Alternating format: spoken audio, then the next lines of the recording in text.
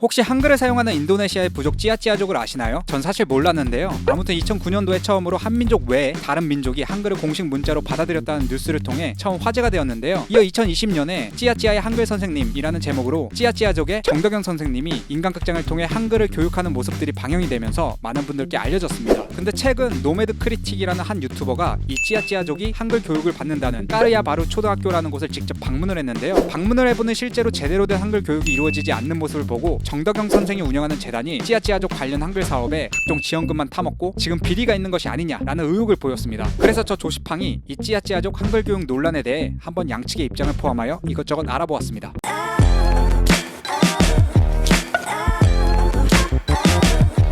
조시팡이 잡지시.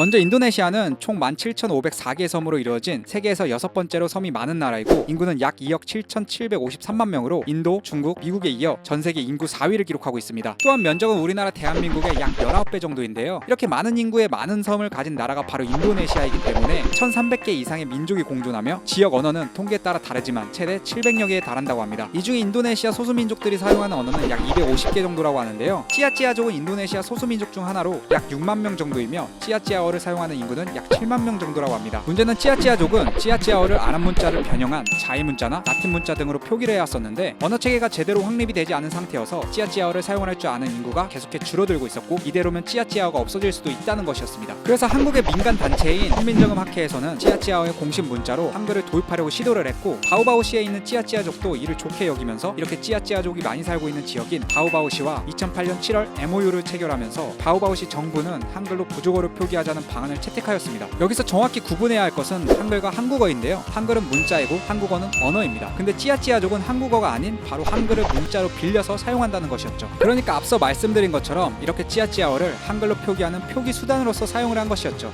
문자가 없는 인도네시아의 소수민족이 세계 처음으로 한글을 공식 문자로 채택하고 본격적으로 교육을 시작했습니다.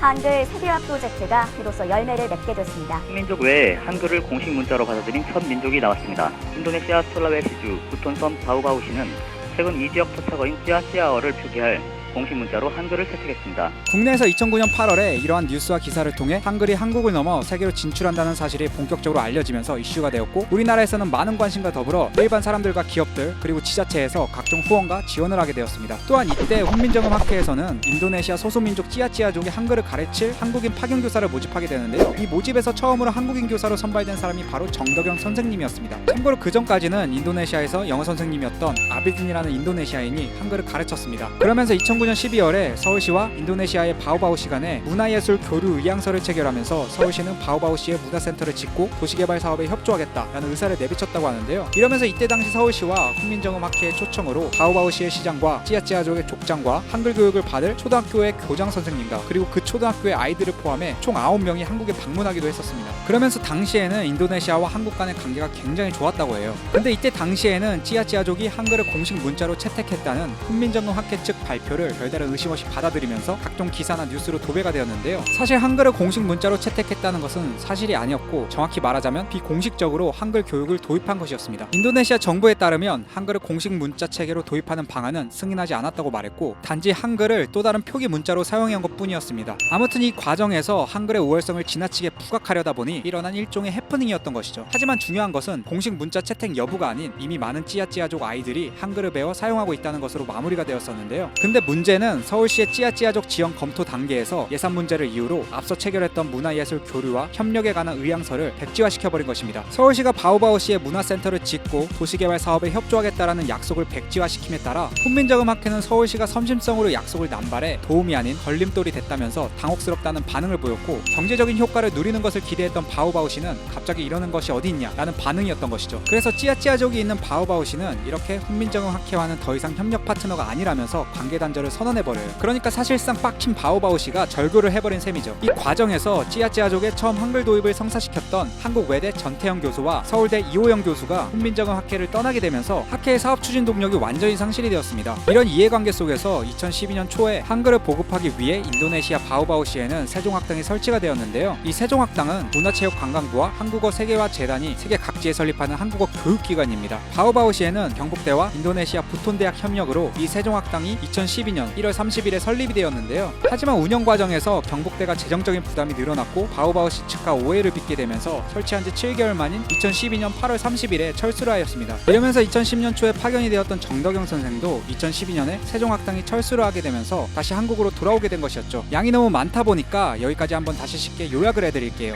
한국 민간 단체인 훈민정음학회가 바오바오시와 MOU를 체결하면서 한글 도입을 시도했고, 이게 뉴스를 통해 이슈가 되고 사람들에게 알려지면서 서울시와 문체부가 참가해서 판이 커졌고, 이어서 경북대와 한국어 세계화 재단도 참여했다가 도중에 관심이 서서히 식으면서 서울시가 검토 단계에서 다시 예산 문제로 발을 빼버렸고, 이에 바오바오시는 화가 나서 훈민정음학회와 절교를 선언했고, 이에 경북대와 한국어 세계화 재단 또한 예산 문제로 세종학당을 철수하면서 정덕영 선생 또한 한국으로 돌아오며 사실상 인도네시아에 한글을 보급하겠다는 계획은 무산이 된 거죠. 그러니까 실제로 2012년 9월경에 모든 단체가 철수한 실패한 사업이라고 봐도 무방한 셈입니다. 근데 모두가 외면한 이 사업을 정덕영 선생이 한국에 돌아와서 지인들을 설득하고 도움을 구하면서 민간 단체인 한국찌아찌아 문화교류협회를 2013년도에 설립을 하게 되고 홀로 이 사업을 다시 추진하게 된 것입니다. 그 이유는 정덕영 선생이 인도네시아를 떠날 때 자신이 가르친 아이들이 울면서 떠나지 말고 계속 한글을 알려달라고 붙잡았다고 하는데요. 이후 계속 아이들에게 미안했고 아이들과 했던 약속들 때문에 다시 한글 교육을 추진했다고 합니다. 그래서 다시 정덕영 선생이 인도네시아에 돌아와 현지 파견 교사로 악조건 속에서도 다시 한글을 교육하기 시작한 것이었습니다. 그러면서 까레아바르 초등학교뿐만 아닌 지역을 점차 확대하여 한글을 계속해 교육을 해왔다고 하는데요. 문제는 이번 2023년 9월달쯤에 노매드 크리틱이라는 한 유튜버가 이 까레아바르 초등학교를 방문하면서 제대로 된 교육이 이루어지지 않는 모습을 보고 각종 지원금만 노린 비리가 있는 것이 아니냐라면서 의혹을 제기한 것입니다. 이러면서 노매드 크리틱은 다른 의혹들까지 추가로 제기를 하였는데요. 그래서 저 조시팡이 양쪽 주장을 모두 한번 알아보았습니다. 노매드 크리틱과 한국찌아찌아 문화교류협회가 모두 이름이 길고 발음하기 어렵기 때문에 앞으로 노매드 크리틱은 크리틱으로, 한국찌아찌아 문화교류협회는 한찌협으로 잠시 줄여서 말씀드리도록 하겠습니다. 먼저 첫 번째로 유튜버 크리틱은 까레아바르 초등학교에 방문하여 제대로 된 한글 교육이 이루어지고 있지 않은 모습을 비판하였는데요. 이에 한찌협에서는 까레아바르 초등학교가 위치한 소라올리오 마을 사람들이 한찌협에서 감당할 수 없는 여러 가지 요구를 하면서 마을 청년회를 중심으로 까레아바르 초등학교에서의 한글 교육을 저지하였다고 해요. 그래서 1년 전부터 교육이 일시 중지가 된 상태라고 답을 하였는데요. 여기서 마을 사람들이 어떤 요구를 했는지는 정확히 나와 있지는 않습니다. 다만 크리틱 영상에 나온 내용을 참고하자면 새로운 한글 학교 건립 과정에서 이 마을의 원로들이 학교 땅을 엄청 비싸게 팔려는 지역 이기주의를 보여서 이 마을이 아닌 바오바오 시내 쪽으로 한글 학교를 지으면서 갈등이 벌어진 것으로 보입니다. 이에 크리틱은 바오바오 시내 쪽의 땅값이 오히려 훨씬 더 비싸다면서 땅값으로 이런 문제가 벌어진 것은 논리에 맞지 않는다며 반박을 했습니다. 다만 소라올리오 마을 사람들이 요구한 땅값이 얼마인지는 정확히 확인할 수는 없었습니다. 어쨌든 찌아찌아족 한글 교육은 까레아바르 초등학교에 국한된 것이 아니라 남부통군 6개 학교 및 바오바오시 4개 학교와 한글 학교를 대상으로 정덕현 선생님이 현지 인도네시아 보조 선생님 3명과 함께 직접 방문 위주의 교육을 진행하였다고 합니다. 또한 현지 사정에 의해 교육이 중단된 상황임에도 불구하고 현 까레아바르 초등학교 교장 선생님은 지금도 계속해서 한글 교육을 해달라고 요청하는 입장이라고 하는데요. 한찌협은 향후 까레아바르 초등학교가 있는 소라올리오 지역의 마을 사람들과 꾸준히 접촉을 하면서 원만한 협의를 통해 한글 교육의 재개를 위해 적극 노력하겠다는 말을 전했습니다. 두 번째로 크리틱은 정부의 지원을 받은 한찌협이 한글 교육이 실패했음에도 계속해 한글팔이를 하면서 사기를 치고 있는 것이 아니냐라는 의견을 내비쳤는데요. 이에 한찌협은 자신들은 비영리 사단법인이자 순수 민간단체로서 정부에서 지원받은 사실은 전혀 없다는 말을 했고, 대신 뜻이 있는 개인 및 민간 기업의 후원을 받아서 활동을 하고 있는 상황이라고 말을 전했습니다. 하지만 제가 알아본 결과로는 이는 2017년과 2018년 성과 보고서에서도 볼 수 있다시피 문화체육관광부 산하 공공기관인 한국문화예술위원회에서 기부금 사업을 통해 지원금을 받은 내역을 볼 수 있어 한찌협의 정부에서 지원을 받은 사실이 전혀 없다는 말은 결코 사실이 아님을 알립니다. 이어서 한찌협은 한글 교육은 실패하지 않았고 맨 처음 까레아바르 초등학교와 바오바오 제6고등학교에서만 교육을 시작했는데 오히려 교육 대상이 확대가 된 것을 근거로 한글 교육이 실패했다는 주장은 전혀 사실이 아니라고 반박을 했습니다. 또한 한찌협에서는 직접 바오바오시와 업무 협약을 맺었다고 밝히면서 현재에도 찌아찌아족 외에 다른 부족들에게서도 한글 및 한국어를 교육해달라는 요청이 계속 늘어나고 있지만 여건이 되지 않아 현재 모두 수용하고 있지 못하는 상황이라고 전했습니다. 세 번째로는 크리틱은 한찌협에서 후원받은 예산을 어디에 썼는지 공표하지도 않고 아비드는 집 한 채밖에 없는데 정덕현 선생은 큰 집에서 생활을 하면서 차도 2대가 있다면서 정덕현 선생이 부유하게 생활하고 있는 것이 아니냐라는 의견을 보였는데요. 한찌협에서는 자신들은 비영리 사단 법인으로서 홈페이지에 기부금 모금액 활용 실적을 매년 공시하고 있고 한국문화예술위원회나 민간 회사, 재단 등의 기부금의 경우에는 규정에 따라 정기적으로 예산 사용 내역을 철저하게 보호하고 있고, 결산 시에는 공인회계사를 통해 결산서를 작성 제출하여 보고하며 매년 시행하는 정기총회를 통해 회원들에게 예산 수입 내역과 지출 내역을 상세하게 보고하고 있다고 밝혔습니다. 제가 직접 확인해본 결과 한찌협의 현재 홈페이지는 교사회는 2017년 6월에 생긴 것으로 파악이 되며 제가 직접 볼 수 있는 내역은 2017년부터 2020년까지의 예산 수입 내역과 지출 내역이 있었는데요. 연도별로 순서대로 살펴보면 2017년 1월부터 2018년 4월달까지 총 16개월 동안의 기부금은 약 7,316만 원이고 지출은 약 7,338만 원이었습니다. 이때 기부금은 한국문화예술위원회에서 받은 기부금으로 파악이 되며 개인 기부금과 기업 협찬금 등은 나와 있지가 않습니다. 이어서 2018년 5월 1일부터 2018년 12월까지 총 8개월 동안은 기부금은 약 5,148만 원이며 지출금은 약 5,283만 원입니다. 이 또한 기부금은 한국문화예술위원회에서 받은 기부금으로 파악이 되며 개인 기부금과 기업 협찬금 등은 나와 있지가 않습니다. 다만 이때 파견교사인 정덕현 선생님의 월급은 약 227만 3천 원으로 나와 있습니다. 또한 2019년 총 기부액은 약 5,163만 원이며 지출 금액은 총 5,364만 원입니다. 2019년 2월부터 12월 사이 11개월 동안 정덕현 선생님의 실수령금은 월급 약 231만 원으로 파악이 됩니다. 2020년에는 기부금이 총 3억 5,109만 원이며 지출은 총 19만 원입니다. 다만 전년도에 이월된 잔액이 없어 2020년 1월부터 10월까지 수입과 지출이 없다가 2020년 11월부터 기부금을 확보한 것으로 예상이 되어집니다. 또한 2020년 1월에 인간극장이 방영이 되면서 기부금이 늘어난 것으로 예상해 볼 수 있습니다. 이 중 2억 4,530만 원은 교보생명에서 지원을 받은 것으로 확인이 되며 한글학교 설립 비용으로는 3억 460만 원으로 지출 예산서에 기입이 되어 있습니다. 그리고 2020년부터는 한글학교 설립 사업비와 운영 관리비라는 명목으로만 표시가 되어 있어 건별로 자세한 사항을 파악하기는 힘들어 정덕현 선생님의 실수령액을 알 수는 없습니다. 이어서 2021년 기부금은 1억 5,577만 원이고 지출금은 약 2억 3,066만 원입니다. 그리고 최근 2022년의 기부금은 약 6,120만 원이며 지출금은 약 2억 8,936만 원입니다. 여기까지 기부금 수입 지출 내역서를 직접 확인하면서 제 첫 의견을 감히 말씀드리자면 기부금 액수가 비리를 저지를 만한 금액은 전혀 아닌 것 같고 오히려 2020년 전까지는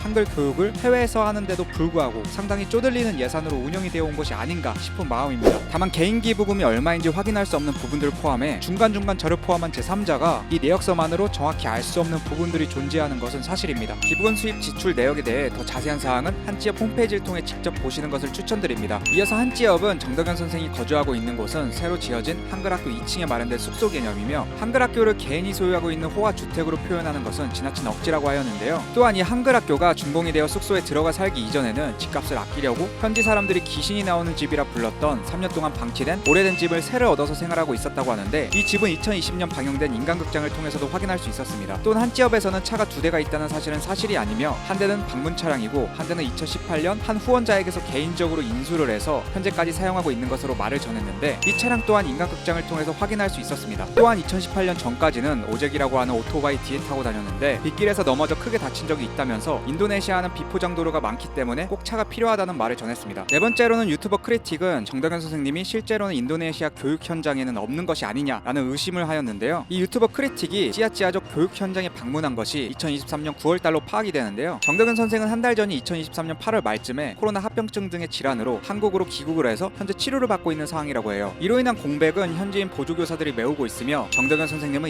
2010년부터 계속 바오바오식 교육 현장을 지켜왔고 학기 중 건강상의 문제로 귀국하여 치료를 받는 것은 14년 동안 이번이 처음이라고 합니다. 그래서 이번 연도까지는 치료에 전념하고 새 학기가 시작할 때쯤 다시 돌아가 수업을 할 예정이라고 합니다. 마지막으로 5번째인데요. 이 부분이 사실 핵심이에요. 왜냐면 양측의 말이 너무나 다르거든요. 바로 찌아찌아족의 한글을 알려주는 교과서인 바하사 찌아찌아 2 교과서 제1 저자 논란인데요. 크리틱 영상에 따르면 찌아찌아족의 한글을 알려주는 바하사 찌아찌아 2라는 교과서를 아비딘이라는 인도네시아인 현지 교사가 혼자 전부 집필하여 완성을 시켰고 이 과정에서 정덕현 선생은 단순한 도움만 줬을 뿐이라고 하였습니다. 근데 정덕현 선생은 계속해 자신을 1저자로 함께 등록을 시켜달라고 요구를 해서 결국 바오바오씨가 중재를 하였고 결국에 제2저자로 등록해주기로 계약서에 사인까지 했다고 하였는데요. 정덕현 선생이 한국의 교과서를 출판하는 과정에서 자신을 제1저자로 올리면서 배신을 했다는 주장을 하였습니다. 이어 정덕현 선생은 찌아찌아어를 전혀 모르는데 어떻게 교과서를 집필할 수가 있느냐라는 반응이었는데요. 이에 관해 한지협에서는 이 교과서를 집필할 때 정덕현 선생님이 교재의 구성과 교육 내용을 발췌하고 편집하였으며 내용에 따르는 찌아찌아어 표현은 아비딘 선생님과 그 외 찌아찌아인들에게 자문을 구했고 아비딘에게 타이핑을 요청하는 방식으로 집필을 하였다고 하였습니다. 이어 정덕현 선생님은 찌아찌아어를 가르치기 위한 것이 아닌 찌아찌아어를 한글로 쓰고 읽는 것을 가르치는 것이기 때문에 찌아찌아어를 모른다고 집필에 참여할 수 없다는 주장은 맞지 않는다고 반박을 했습니다. 또한 바하사 찌아찌아 2보다 먼저 발간된 바하사 찌아찌아 1의 저자도 찌아찌아어를 모르는 한국인에 의해 제작이 되었다고 말을 전했는데요. 또한 이 교과서는 바오바오시와 서울대 그리고 훈민정음학회에서 공동 발간한 것으로 위와 같이 공식력이 있는 기관에서 저자에 관한 문제를 소홀하게 하지는 않았을 것이라면서 다시 한번 말을 전했습니다. 여기서 이 부분은 바하사 찌아찌아 2의 제1저자로 등록된 아비딘 선생님과 정덕현 선생님이 소속된 한찌업 양측의 말이 전혀 상반되기 때문에 계속해 논란이 될 것으로 보이는데요. 이 밖에 자세한 사항은 유튜버 노매드 크리틱의 찌아찌아족에 관한 영상들과 한국 찌아찌아 문화협회에 나와 있는 설명 자료를 직접 보시고 읽는 것을 추천드립니다. 또한 여기까지 알아보면서 이제 저의 생각을 조심스럽게 한번 말씀드리도록 해볼게요. 우선 첫 번째로는 이 노매드 크리틱이라는 유튜버의 의심은 굉장히 합리적인 의심일 수 있다는 것입니다. 그 이유로는 직접 현지에 가서 까레아바르 초등학교와 한글학교에 방문을 하였고 바하사 찌아찌아 2 교과서를 집필한 아비딘 선생님과 또 직접 인터뷰를 통해 얻은 정보가 한찌업에 비리가 있는 것이 아닌가 하는 의심을 불러오기에 굉장히 적절했다는 것입니다. 또한 두 번째로는 한찌업 소속인 한글학교에서 근무 중인 조땡땡 씨의 대처입니다. 처음부터 제대로 된 입장문을 통해 반박을 하면 되었는데 이러한 문자를 통해 해당 유튜버에게 인신공격을 한 방식과 내용은 절대적으로 잘못했다는 것이죠. 마지막 세 번째로는 같은 정보를 받아들여도 어찌되었던 입장의 차이는 결국 존재하겠지만 노매드 크리틱과 한국 찌아찌아 문학 교류협회 양측의 입장을 전부 들어보고 정확한 팩트 체크가 되기 전까지는 무분별한 욕설은 지양해야 한다는 것입니다. 유튜버 노매드 크리틱의 영상만을 보고 정덕현 선생님을 향한 무조건적인 비난은 옳지 못하다고 생각합니다. 다만 저자 논란에서만큼은 정덕현 선생님께서는 당사자이니만큼 코로나 합병증에 관한 치료를 마치면 이에 대한 입장을 직접 밝혔으면 하는 바람입니다.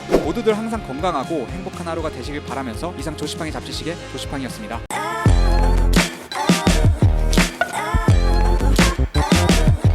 조시팡이 잡지식